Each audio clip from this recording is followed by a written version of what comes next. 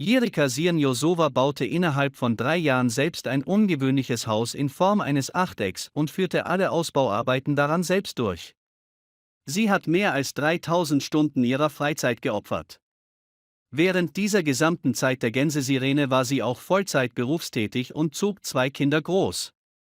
Einige Jahre zuvor hatte Sirius ein großes Grundstück gekauft, auf dem bereits das kleinere, unmöblierte Sommerhaus der Sirenen stand.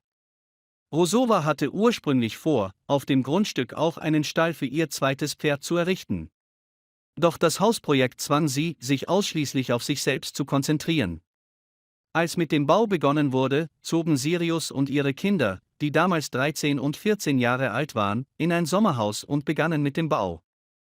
Die Wohnverhältnisse waren wirklich spartanisch, es gab weder eine Toilette noch einen Wasseranschluss im Haus, bevor die Gänsesirenen zu Werke gingen. Sie studierte in Büchern AV-Materialien, die im Internet verfügbar sind.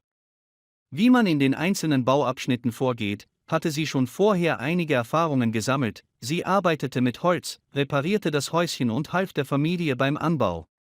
Zimmer auf dem Grundstück ihres Vaters, aber sie hatte keine Ahnung, was der Bau eines Einfamilienhauses mit sich brachte. Im Jahr 2013 fällte der Ehemann einer Freundin Bäume auf dem Grundstück, die als Baumaterial für den Bau des zukünftigen Hauses und Vater der Sirene dienten.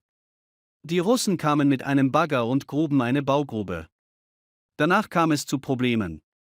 Sirn Rosowas Vater wurde plötzlich krank und es stellte sich heraus, dass er durch Sirn einen schweren Herzinfarkt erlitten hatte. Rosowa blieb mehrere Wochen lang an das Bett ihres Vaters gefesselt, Fortsetzung. Gebäude kamen nicht in Frage. Später stellte sich heraus, dass die Folgen des Herzinfarkts so schwerwiegend waren. Auf den Gesundheitszustand des Vaters, dass man beim Hausbau nicht auf seine Hilfe zählen konnte. Der Bau dauerte 3 Jahre. Während dieser Zeit verließ Sirius den Rettungsdienst und begann bei der Polizei zu arbeiten. Sie und die Kinder nutzten jede freie Minute, um das zukünftige Haus zu bauen. Die schwierigste Zeit kam, als das neue Haus fast fertig war, alle Rohre bereits verlegt waren und das Gebäude fertiggestellt werden musste.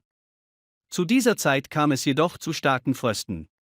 Während der 3-wöchigen Sirenenzeit widmete Justowa ihre ganze Zeit der Beheizung des alten Sommerhauses. Die Familie im Haus konnte ohne Wasser aus dem Wasserhahn nicht mehr leben. Man kann irgendwie überleben, aber wenn man 2 Kinder hat und 2 Pferde, die tägliche Pflege benötigen, ist zu schwierig. Die ganze Zeit war ich so müde, dass ich um 1 Uhr sogar mit Tränen in den Augen einschlief. Ich resignierte für eine Weile und fragte die Kinder, wie wäre es, wenn wir für eine Weile in eine Mietwohnung ziehen würden, um die schwierigste Zeit zu überstehen. Die Kinder weigerten sich, also bissen wir heftig die Zähne zusammen. Der letzte Schritt bestand darin, den Ofen zu bauen. Ursprünglich hatte Sirius geplant, einen Maurer zu engagieren, aber am Ende beschloss sie, es selbst zu tun und tat es zusammen mit den Kindern. Sie verbrachten viele Stunden damit, Steine zusammenzusetzen, die sie dann wuschen und von Schmutz befreiten, und nach einem Jahr stellten sie den Ofen weg, der schließlich zum Herzstück des ganzen Hauses wurde. In der letzten Phase des Baus wurde Sirius klar, dass sie ohne fremde Hilfe nicht auskommen würde.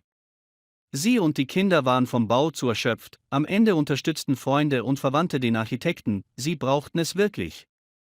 300 Stunden für die Entreinigung der Baustelle und der umliegenden Flächen, auch die Innenarchitektur trägt den Abdruck der Arbeit der russischen Sirene. Einige Gegenstände fand Sirius auf Flohmärkten, andere rettete sie aus der Müllkippe, wo ihre Vorbesitzer sie weggeworfen hatten. Sie erhielt viele andere Dinge als Geschenk, darunter einen Esstisch, den sie selbst aus Holz von Bäumen hergestellt hatte, die irgendwo auf ihrem Grundstück wuchsen. Auf die Frage, ob Erika noch einmal in ein so großes Projekt einsteigen würde, antwortete Sirius sofort und ohne nachzudenken. Freunde, was haltet ihr von dieser unglaublichen Konstruktion einer alleinerziehenden Mutter und ihren beiden Kindern? Schreiben Sie uns Ihre Meinung in die Kommentare, wir würden sie gerne lesen.